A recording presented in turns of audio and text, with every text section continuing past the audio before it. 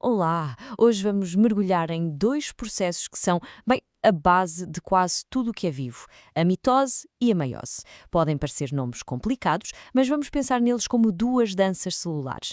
Ambas são absolutamente essenciais, mas como vamos ver, têm coreografias e objetivos completamente diferentes. Já pararam para pensar nisto? Como é que um corpo cresce? Como é que uma ferida sara? E a grande questão: como é que a vida continua, de geração em geração? A resposta a tudo isto está escondida nestes dois processos de divisão celular. Percebê-los é, no fundo, perceber como a vida se constrói, se repara e se perpetua. Vamos começar pela mitose. A melhor maneira de a imaginar é como a fotocopiadora perfeita do mundo biológico. A sua missão é muito clara e absolutamente vital: fazer cópias. Cópias genéticas exatas para garantir que tudo no organismo continua a funcionar como um relógio. E, olhem, a nossa fonte de informação é bastante clara sobre isto. A mitose é basicamente o motor que nos faz crescer e que repara os nossos tecidos. Pensem nisto. É o que está a acontecer agora mesmo, enquanto o nosso corpo substitui células velhas ou, sei lá, quando um corte no dedo começa a cicatrizar. É a mitose em ação. E o resultado final é isso que define tudo. Começamos com uma célula-mãe e, no fim do processo, temos duas células filhas que são, bem, são clones genéticos. Perfeitos. É a consistência levada ao extremo. Então, para que serve exatamente? Bem, para um ser pequenino, unicelular, a mitose é a sua forma de se reproduzir. Para organismos mais complexos como nós, é o que nos permite crescer e reparar-nos. E onde é que isto acontece? Ocorre nas chamadas células vegetativas, que é, no fundo, um nome técnico para quase todas as células do corpo, exceto aquelas que estão ligadas à reprodução.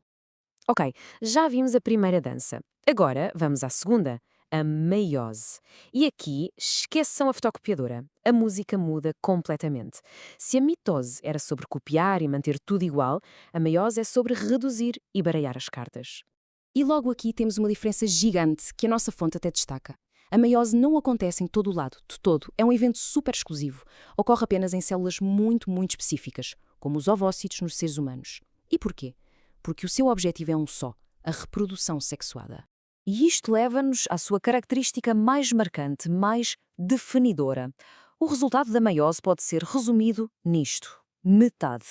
As células que resultam deste processo têm precisamente metade dos cromossomas da célula que lhes deu origem. Esta é a regra de ouro da meiose. Mas porquê a metade? Qual é a lógica? É simples, na verdade. Estas células especiais, os gametas, estão destinadas a encontrar outra para criar uma nova vida. E a meiose garante que, quando essa união acontece, o novo ser tem um número certo de cromossomas. Se não fosse assim, teríamos o dobro a cada geração, seria um caos. É de facto uma matemática biológica perfeita. Certo, vimos a mitose a copiadora, vimos a meiose a redutora criativa. Agora vamos pô-las frente a frente para que não reste mesmo nenhuma dúvida sobre as diferenças. Vamos olhar para este quadro. Primeiro, o propósito. A mitose foca-se no indivíduo, crescer, reparar, manter a estabilidade. A meiose, essa pensa no futuro da espécie, na reprodução.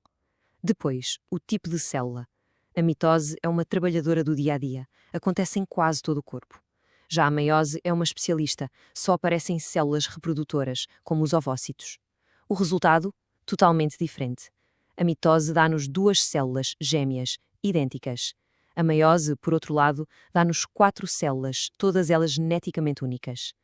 E por fim, a contagem dos cromossomas. O ponto-chave.